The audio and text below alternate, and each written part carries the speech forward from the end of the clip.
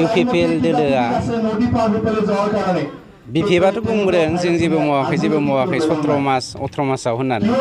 खिन्थु 17 बोसोराव जे बिसोरो जेबो मावाखै दिनै खुंग्रिं प्राइमारिनि सिङाव बिपिएफनिफ्राय इउपिपिएल दोलोआव हाबनायानो मोनसे सिन जे 17 बोसोराव मावनो हायै बिपिएफनि जा खामानिफोर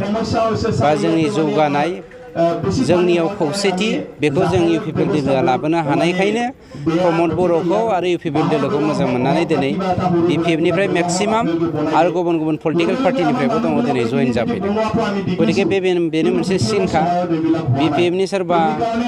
मुनमुन ब्रह्मना मा मोनफैना फैथेला बियो माने प्रमद बर'आ जेबो मावाखै माबा माबि थाखा जादों मादों होननानै जेसेबांखि बखिया मुनमुन ब्रह्मनि बुंनायावहाय दिनै रायजो राजाफ्रा गोसो सोलाया बा गोसो गिदिङा सोलायनायखौ लुबैदों जौगानायखौ लुबैदों जायनि जाहोनाव इउपिपिएल दोलोआव ज' जाजाय हाबफैदों बेखिनियावनो आं नोंथांमोननि मिडियानि गेजेरजों मोनसे बाथ्राखौ जोंनि रेभिनिउ भिलेजाव थानाय गासैबो जाथि जनगोष्ठीनिसिम मोनसे खावलायनाय जोङो इउपिपिएल दोलोआ प्रमद बर' बिथांनि दैदेननायाव बिटिआर सरकारा फैगौ 15 अक्ट'निफ्राय 15 नभेम्बरसिम दान मोनसेनि थाखाय मेघालेण्ड मेला खालामनो थांगासिनो दङ बे मेघालेण्ड मेलानि गेजेरजों जोङो मोननै उद्देश्यखौ लादों मोनसेया जादों बिबौनि बिफानि हाखौ गावनि फिसा एबा फिसौनियाव ट्रेन्सफार खालामनायनि मोनसे मेला एसपार्टा नम्स थांगोन बावहाय गोबां माने फैसा थाखानि आगोलनि मानसिफ्रा घुस जानायनि थाखाय बायदिसिना लेनदेन खालामनो थाखाय लेन्ड ट्रेन्सफार खालामनो हायाखैमोन बे लेन्ड ट्रेन्सफार खालामनायनि मोनसे मेला आरो एक्स'नि हाखौ मियादि खालामनायनि मोनसे मेला जों लानो नागिरदों दा बावहाय माखासेया कुइसन सोंनो हागौ ट्राइबेलफोरनि थाखाय लेन्ड मेलाया बा एससिफोरनि थाखाय लेन्ड मेलाया जाथावना जेनेरेलफोरनि थाखाय माबोरै जाथावना होननानैबो कुइसन खालामनो हागौ आं बेखौनो नोंथांमोननि मिडियानि गेजेरजों बुंथिनाय जाबाय जे मोनफ्रोमबो एस पार दा नर्म्स 1886 नि जा लेन्ड एक्ट बे लेन्ड ब्लक क्रिएशन बेफोर आरो 2003 सननि 10 फेब्रुवारिनि जा एकर्डनि क्ल'ज नाम्बार बेखौ डिपेन्ड खालामनानैसो मोननांगौआ मोनगोन मोननैया मोननाय नङा माने बे लेन्ड ब्लकआव जुदि नोंथाङा हा मोननोब्ला बे लेन्ड ब्लक क्रिएशन जानायनि सिगांनिफ्रायनो बेवहाय रायजो जानाय जानांगोन जोंनि काउन्सिलावहाय सोरबाया जुदि हानि मोन्थाय मोननो लुबैदोंब्ला 2003 मायथाइनि 10 फेब्रुवारिनि बिटिसि एकर्ड बिएलटिजों बिटिसि एकर्ड जानायनि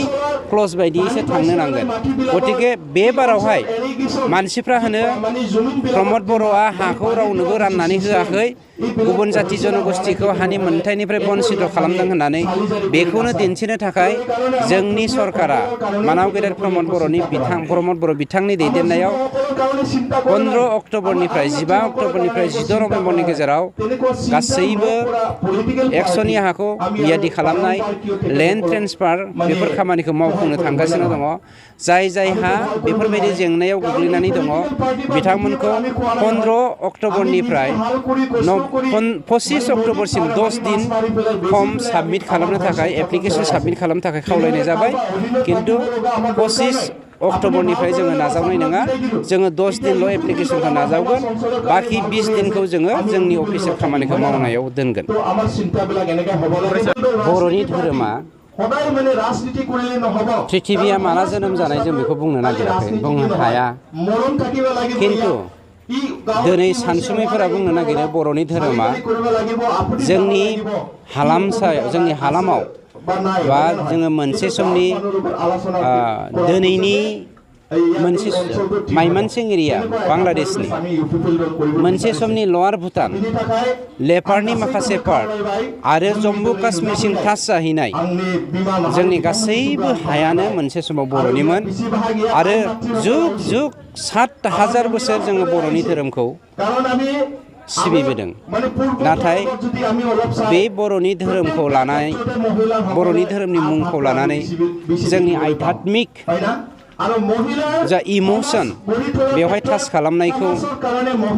साबेसे बर'आ लुबैया बेखौ नोंथांमोननि मिडियानि गेजेरजोंनो नोंथांमोना स्टाडि खालामदो रायजोफोरनाव सोंदो आंनिब्ला इसोरखौ लानानै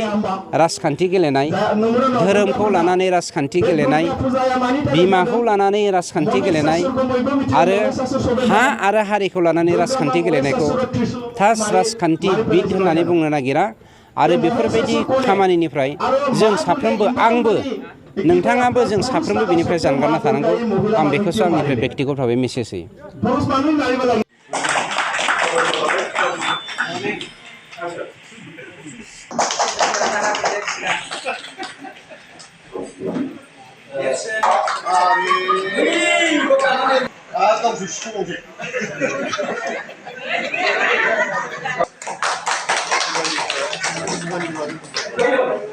मानि थाखाय इउपिपिएल दोलो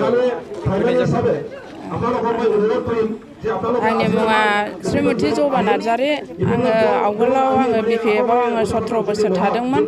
बे 17 बोसोर थानायनि गेजेराव आङो मोजां बिबानबो मोनाखै बिदिनो दैदेनगिरिफोरजों थाफाबाय थानाय जादों ओमफ्राय आङो बाहाय जेबो सुबिदा मोनाखै आं ओंखायनो सिगाङाव बबे राजखान्थि हान्जायाव थायोमोन आरो मा बिबान आङो सिगाङावबो आङो बेयावनो बिपिएफआवनो थादोंमोन ओमफ्राय आङो मेम्बारबो मोनखायाखै ओरैनो बिदिनो माबा भाइस प्रेसिडेन्ट सेक्रेटारि वमेन्सनि मोनदों आरो 22सो मोनदों आरो